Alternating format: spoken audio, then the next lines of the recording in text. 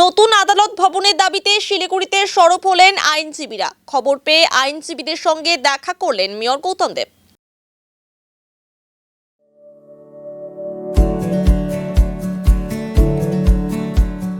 Pamper, not just a hospital, but a mother.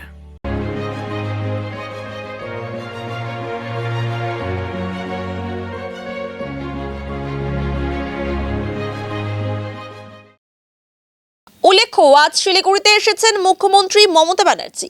Dinabandhu মঞ্চে শিল্পপতিদের সঙ্গে বৈঠক করেন তিনি।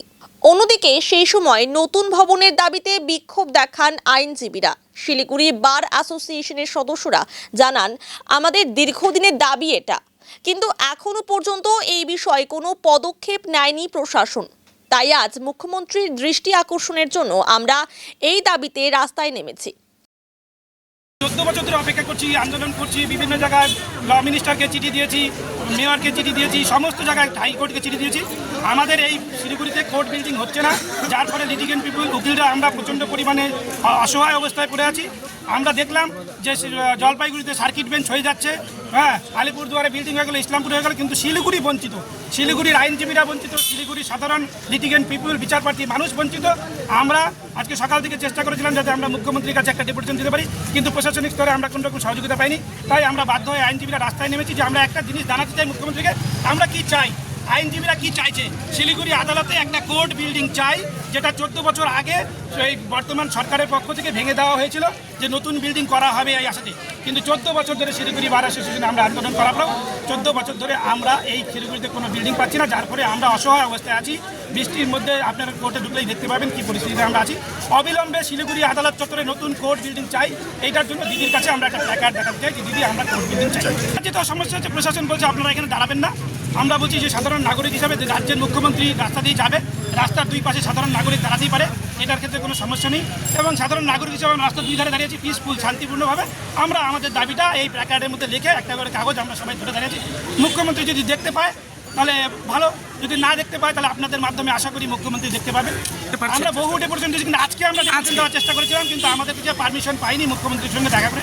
আমাদের শিলিগুড়ি বার অ্যাসোসিয়েশনের একটা প্রতিনিধি দল দেখা করবে, এই জন্য সকাল থেকে প্রচেষ্টা চালানো হয়েছিল, কিন্তু আমরা সেই জায়গায় ব্যর্থ হয়েছি যে আমাদের প্রতিনিধি দলের সঙ্গে দেখা করার অনুমতি আমরা পাই না। সদীপের প্রশাসনের কাজ করবো, আমরা কি প্রশাসনের কাজ করবো?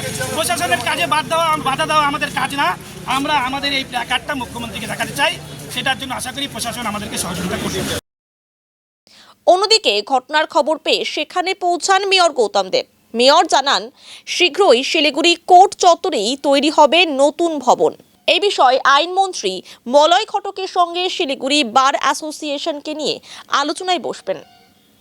মুখ্যমন্ত্রীর নির্দেশে মেয়র গৌতম দেব মহাশয় আমাদের কাছে এসেছিলেন। উনি আমাদেরকে একটা পরিষ্কার বার্তা দিলেন।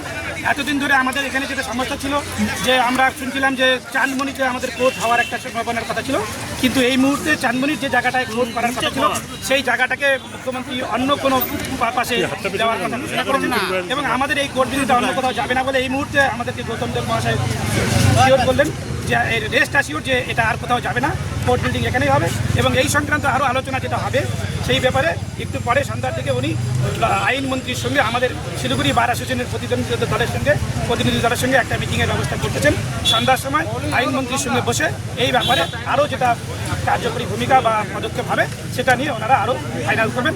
আমরা আশা করছি আমাদের মেয়র শহরের প্রধান নাগরিক, তিনি যখন আমাদেরকে সবার সামনে এই আশ্বাস দিয়েছেন এবং মুখ্যমন্ত্রীর নির্দেশে যখন নিয়ে এসেছেন, তখন আমি মনে করি এটার মধ্যে কোনো জটিলতা নেই, এটা 100% সঠিক। এবং এই আশা রেখেই আমরা আদালতে ফিরে যাচ্ছি, এবং রাত্রিবেলায় বা আগামী দিনে আমাদের সদস্যদের সঙ্গে, মেম্বারদের সঙ্গে আইনমন্ত্রী বা মেয়রের আগামী দিনে কী আলোচনা হয় সেটা সময় আপনাদের জানাবো।